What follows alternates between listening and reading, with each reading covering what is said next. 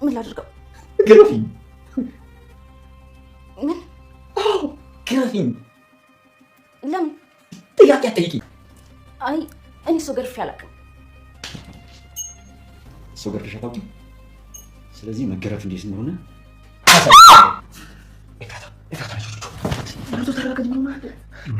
እሱ እኮ ማድረግ ያለባትን ነገር ነው አይደል? አይደል የመጣችሁት? ልደፉ ልትጫወቱ ነው አይደል የመጣችሁት? ተናገሩ። ስንት ነው የከፈላችሁ? ንገሩኝ። ለምን ነው የሸጡት? እስኪ ንገሩኝ። ተረጋጊ፣ ተረጋጊ። እንዳትጠጉኝ ብያችኋለሁ።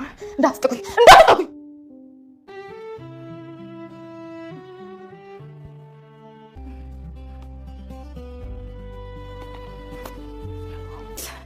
ተመልሼ ሂጅ ልግደላቸው። ቆይ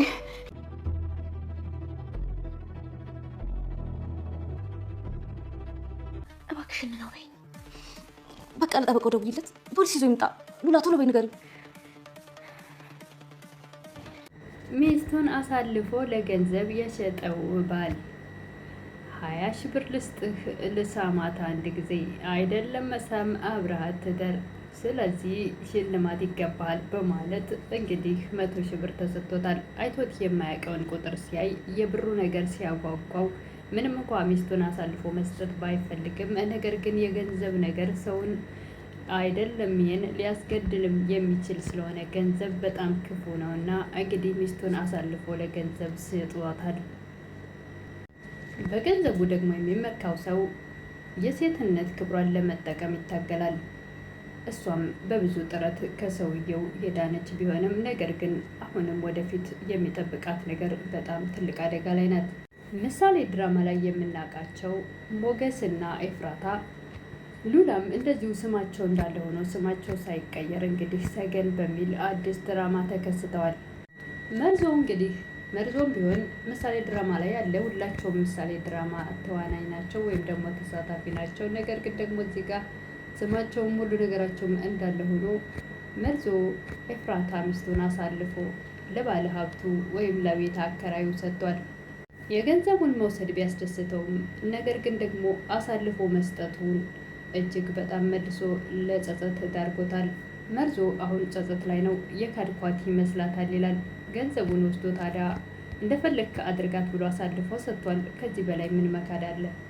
ሰገንም ለአመታት በባዶ ቤት ተዘግታ የኖረችዋ ሰገን አሁን ከ10 ዓመታት በኋላ በሮቿ ተከፍተዋል። ያገኘችውን ምግብም ማግበስበሱን ተያይዘዋለች።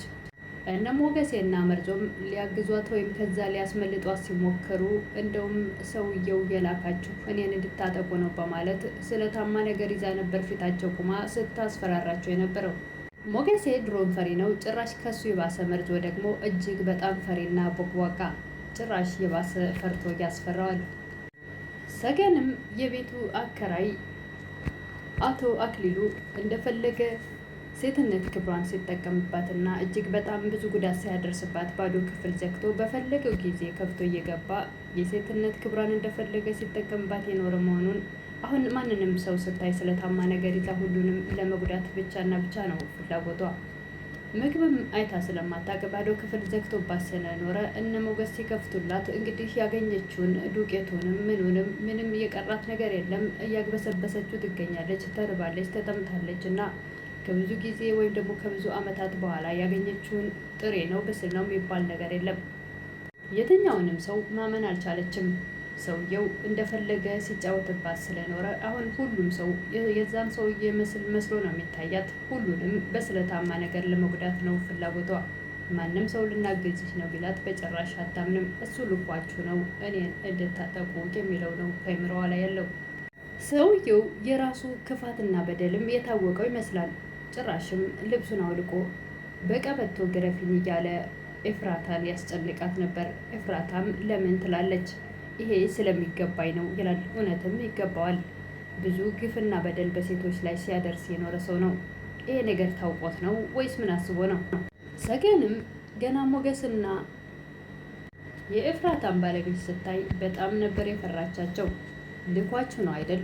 ሲያሰቃያት ስለኖረ እነሱም ልክ እንደዛ እንደ ሰውየው መስሎ ነው እንደ አቶ አክሊሉ የታያት እና በጭራሽ እሱ ልኳችሁ ነው በማለት እንዳትጠጉ በማለት ስለታማ ነገሩን ይዛ እነሱም እባክሽ ልናግዝሽ ነው። በጭራሽ እናንተ ምን አግብቷችሁ ታግዙኛላችሁ? ልታጠቁኝ ነው የመጣችሁት በማለት እጅግ በጣም የሚያሳዝን ድምጿን ታወጣ ነበር። በህሊናዋ ላይ የተሳለው ለአመታት ዘባዶ ክፍል ተዘግቶባት እየተራበች እየተጠማች በፈለገ ሰዓት እየገባ የሴትነት ክብሯን ሲጠቀምባት የኖረው ሰውዬ በህሊናዋ የሚመላለሰው እሱ ስለሆነ ማንም ሰው ልረዳሽ የሚለውን ነገር ፈጽሞ አሰማም። አቶ አክሊሉም ኤፍራታን ባልሽ ለ100,000 ብር አሳልፎ ሰጥቶሻል። ስለዚህ አሁን እኔ እንደፈለግኩ ማድረግ እችላለሁ። ብትፈልጊ ግረፊኝ ስልሽ ግረፊኝ፣ ደግሞ ማሳጅ አድርጊ ካልኩሽ ማሳጅ ማድረግ አለብሽ በማለት እያስጨነቃት ይገኛል። ሰገንም ከሞገስ ቁልፍ ተቀብላ በሩን ላያቸው ላይ ዘግታ ወጣለች። መርዙም ተበላው አንተ አስበላኸኝ፣ አሁን ኤፍራታ እየሸጥኳት ይመስላታል በማለት እጅግ እየተበሳጨ ይገኛል። ከሞገስ ጋርም ሊስማማ አልቻለም። አቶ አክሊሉም ኤፍራታን ባልሽ ሽጦሻል እያለ በተደጋጋሚ ዛሬ በብር ሽጦሻል፣ በ100,000 ብር ለውጦሻል፣ ነገ ደግሞ ቢመጣ ወደ ህይወትሽ ወንድ ብለሽ ከአንቺ ጋር ልታኖሪው እንዳይሆን ሆነ። አቶ አክሊሉም ኤፍራታን ሲያስጨንቃት ከቆየ በኋላ በስተመጨረሻ ድምፅ ሰማው በማለት በር ከፍቶ ሲወጣ በሩ ተሰብሮ ያገኘዋል። እነ ሞገስ ዘግታባቸው ስለሄደች ሰገን በሩን ገንጥለው ወጥተዋል። እነዚህ አጭበርባሪዎች ሊዘርፉኝ ነው አታለው በማለት ሰገንንም እንደፈለገ ሲያደርግ እንደቆየ አሁን ደግሞ ጭራሽ ሳልገላት አመለጠች እያለ ጭራሽ እንዴት አልገደልኳትም እያለ ይጸጸት ነበር። ሉላ ወደ ሞገስ በመደወል ሰውየው እየመጣባችሁ ነው፣ ቶሎ ብላችሁ አምልጡ ጥፉ ትላለች። መርዞም እጅግ በጣም ፈርቷል። ዋናው ነገሩ እንኳን ኤፍራታ ከሷ ጋር ጎንደናው ልጅ እንኳን ደግሞ ከሷ ጋር ዘወር አለ። ምን ጥሏት ይመጣል? ምን ደህና ትሆናለች? እንደፈለገ ተጫውቶባት ይሆናል በማለት መርዞ እጅግ በጣም ከሞገስ ጋር ጭቅጭቃቸውን ቀጥለዋል። መርዞ ሞገስን እየወቀሰ ይገኛል። ለዚህ ነገር ተጠያቂው አንተ ራስህ ነህ። አቶ አክሊሉም ከአንዱ ክፍል ወደ አንድ ክፍል እየተዘዋወረ ሰገንን እየፈለገ ይገኛል። ሰገንም ደግሞ ከሱ እጅ ስላመለጠች ነቅታለች እና ብዙ ክፍሎች ስላሉ በአንዱ ሲመጣ በአንዱ ጋር እየተሾለከለከች ትገኛለች። አቶ አክሊሉም ከክፍል ወደ ክፍል እየተዘዋወረ አሁንም ይዘታል። ገና እንደፈለኩ ገና እጫወትብሻለሁ፣ እንደፈለኩ ከተጠቀምኩብሽ በኋላ ደግሞ ጭራሽ ከዚህ ምድር አሰናብትሻለሁ እያለ ሽጉጥ ይዞ ይዝታል። ሞገስና መርዞም አንድ ክፍል ውስጥ ቁጭ ብለው መጣብን፣ ገደለን፣ ጨረሰን እያሉ እየተጨነቁ ሁለቱም። መርዞ ደግሞ ከሞገስ የባሰ ፈሪ ፈርቶ እያስፈራው ይገኛል። ሁለት ወንድ ሆነው እንዴት ላሉ እንዲፈራሉ። መርዞም በአንተ ጦስ መሞቴ ነው በቃ እያለ እጅግ በጣም በፍርሃት ተውጧል። ለሰገን ቁልፍ ስለሰጣትና ከዛ ክፍል ስለወጣች አቶ አክሊሉም ከዛ ክፍል ስላጣት ሰገንን እጅግ በጣም ተበሳጭቷል። ሽጉጥም ይዞ እየዛተ ይገኛል። በእርግጥ እነሱ ላይ ሳይሆን ራሷ ሰገን ላይ ነው እየዛተ ያለው። ነገር ግን እነሱንም ቢያገኛቸው አይለቃቸውም። ምክንያቱም ከዛ በር ከፍቶ ያስወጣት እነሱ ናቸው ብሎ ስለሚያስብ ቢያገኛቸው አይለቃቸውም። ሉላና ኤፍራታም ተገናኝተው ምን ማድረግ እንዳለባቸው እየተወያዩ ይገኛሉ። ምን ማድረግ ነው ያለብን? ከዚህ መውጣት ማምለጥ አለብን ወይስ ምን ማድረግ ነው ያለብን? እንዴት እነሱን ጥለናቸው እንወጣለን? ለጠበቃው ልደውል ትላለች ሉላ። ቶሎ በፍጥነት ደውይለትና ፖሊስ ይዞ ይምጣ። በስተመጨረሻም አቶ አክሊሉ ከበር ጋር ሲታገል በቁልፍ ለመክፈት ሞገስና መርዞም ውስጥ ሆነው እጅግ በጣም በፍርሃት ተውጠው እንግዲህ ሰገንም የሆነ አጣና ይዛ በተጠንቀቅ እየጠበቀችው እያለ ቪዲዮ ያለቀው እዚህ ላይ ነው። መርዞና ሞገስም መርዞ እጅግ በጣም ፈርቶ ገደለኝ፣ ጨረሰኝ፣ ፈለጠኝ፣ ቆረጠኝ የሚለውን ነገር በጣም በፍርሃት ተውጦ እያለ ነው ቪዲዮ ያለቀው። ሰውየው በሩን ሲከፍት ሊያጠቃቸው ይችላል። ሽጉጥ ይዟል። እንግዲህ የሚሆነውን እሱን በቀጣይ አብረን የምናይ ይሆናል። ሰገንም ካገኘችው አጣና ይዛለች። ተዘጋጅታ ነው የጠበቀችው። አናቱን ብላ ለመድፋት ተዘጋጅታለች። ከ10 ዓመታት በኋላ የተዘጋችበት ቤት ውስጥ ስለተከፈተላት አሁን እሷ ያገኘችውን ሰው ለመበቀል ነው የምትፈልገው። ያገኘችው ሰው ሁሉ አቶ አክሊሉን ነው የሚመስላት። ሰውየው ባዶ ክፍል ዘግቶ ለ10 ዓመታት እንደፈለገ ሲጠቀምባት ኖሯል እና አሁን እሷ ማንም ይሁን ምንም ሊያግዛት የመጣውንም ሊጎዳት እየመሰላት ስለሆነ ያገኘችውን ሰው በፍጹም በመልካም ሳይሆን በመጥፎ ነው የምትመለከተው። አቶ አክሊሉን ካገኘችው በያዘችው አጣና እንደምትደፋው እርግጠኛ ነኝ። ነገር ግን አቶ አክሊሉ ወደነ ሞገስ ጋር ይመስላል በር እየከፈተ ያለው። እነሱም በፍርሃት ተውጠው በተለይ መርዞ ተጨንቆ ተጠቦ እያለ እንግዲህ ቪዲዮ ያለቀው እዚህ ላይ ነው።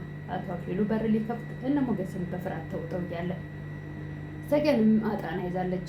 ሰውየው ፊት ለፊቷ ከመጣ ቀድሟት ሽጉጥ ካልተኮሰ አናቱን እንደምትለው ነው።